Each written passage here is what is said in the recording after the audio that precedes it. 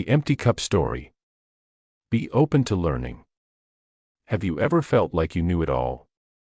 That you had the answers before the question was even asked? What if, just what if, that belief was the very thing holding you back? It was a misty morning in the mountains of Japan. The air was crisp, carrying the scent of pine trees and burning incense. Perched on the edge of a cliff stood an ancient Zen temple, its walls worn by time yet full of wisdom. Inside the temple, the old master sat cross-legged, his eyes closed, breathing calm and deep. He had trained monks, warriors, and scholars alike, each seeking truth, peace, and purpose. On that morning, a visitor arrived. He was a wealthy man, dressed in fine silk robes, with polished boots and an air of certainty. He was a professor at a prestigious university, a man of letters and logic. But despite his achievements, he had traveled far to ask the master one question: what is the secret to true wisdom? The master opened his eyes slowly and smiled, motioning for the man to sit across from him. The professor bowed briefly, but his eyes scanned the room, unimpressed by the simple surroundings. I have studied all major philosophies, he began proudly. Plato, Confucius, Laozi, Descartes. I've written books, debated scholars, and lectured before kings, but now, I seek the wisdom only a Zen master can give. The old master nodded politely. Would you like some tea? He asked. The professor hesitated. Tea was not the answer he expected. Still, he nodded. Very well. The master reached for a delicate ceramic teapot and 2 cups. He poured the tea gently into the professor's cup. And he poured, and kept pouring. The cup overflowed. Tea spilled onto the table, then down to the floor. Stop.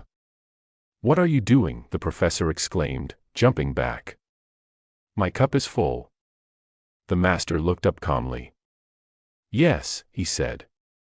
And so is your mind. The professor stared at the spilled tea, his cheeks turning red. At first, he felt embarrassed. Then angry. And then, something deeper. He understood. You cannot learn anything new, the master said gently, if you believe you already know everything. The lesson hit harder than any lecture he had ever attended. His degrees, his knowledge, his pride, none of it could help him now. In that moment, he realized he had come to the master not with an open heart, but with a checklist of what he thought wisdom should look like. The tea was a mirror. How can I empty my cup? The professor asked softly.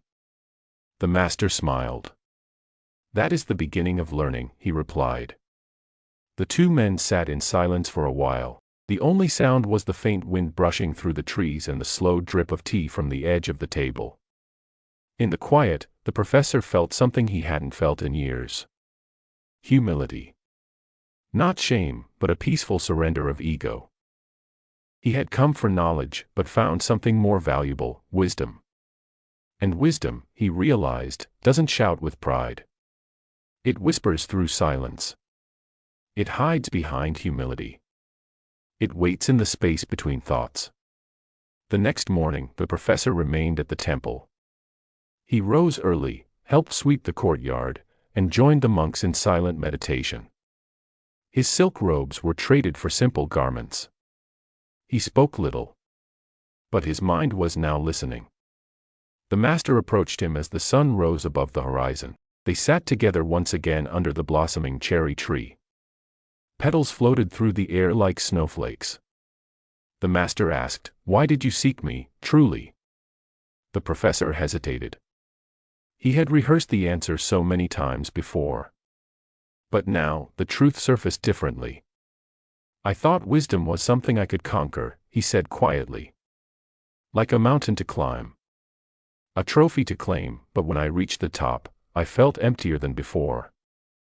The master smiled, placing a hand on his shoulder. Sometimes, he said, we build walls of knowledge so high, we block out the sky. The professor's eyes glistened. He wasn't used to feeling weak, but he didn't mind. Here, weakness was not failure. It was the fertile ground where truth could grow. For days, he remained at the temple. He asked fewer questions and listened more.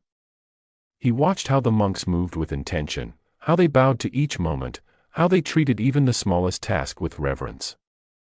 They weren't doing less, they were being more. In a single silent meal, he learned more about gratitude than years of studying ethics. In a single deep breath, he felt more peace than decades of chasing titles and degrees. On the seventh day, the professor sat once more with the master, a different man from the one who had first knocked on the temple door. "My cup," he said, "is finally empty." The master chuckled. "Good. Now, we begin." He poured tea again, this time slowly, carefully. The professor watched each drop with intention. No words were spoken. Yet volumes were exchanged. It was no longer about what the tea was, but how he received it. No longer about filling the mind, but quieting the heart.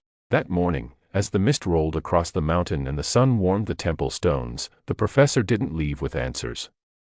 He left with space to grow, to wonder, to listen. His journey was no longer a race to know more, it was a journey to become more. And that, he realized, is the real beginning of wisdom. When the professor returned to the city, he was not the same man. His posture was humbler. His voice, calmer.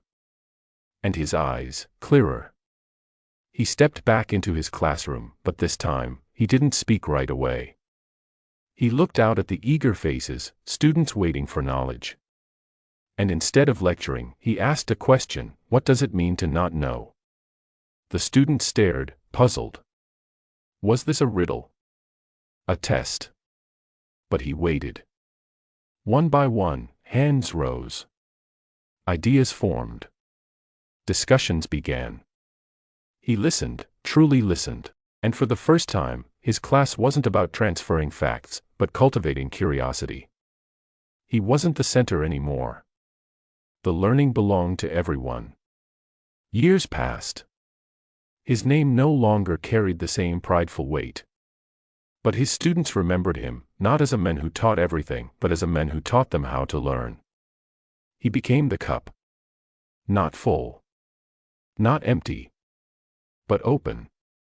So ask yourself, how full is your cup? Are you carrying beliefs so tightly that no new truth can enter? Are you so busy knowing that you've forgotten how to learn? Because real growth begins, not when we add more, but when we make space. Not when we shout our truth, but when we sit in silence and receive. Wisdom isn't a treasure hidden far away. It's in the humility of an open heart. In the patience of an empty cup. If this story touched your heart, take a moment to reflect. Maybe, empty a little space within. Don't forget to like, share, and subscribe for more inspiring stories like this one. Thank you for listening, and remember, the journey of wisdom begins when we dare to pour a little out.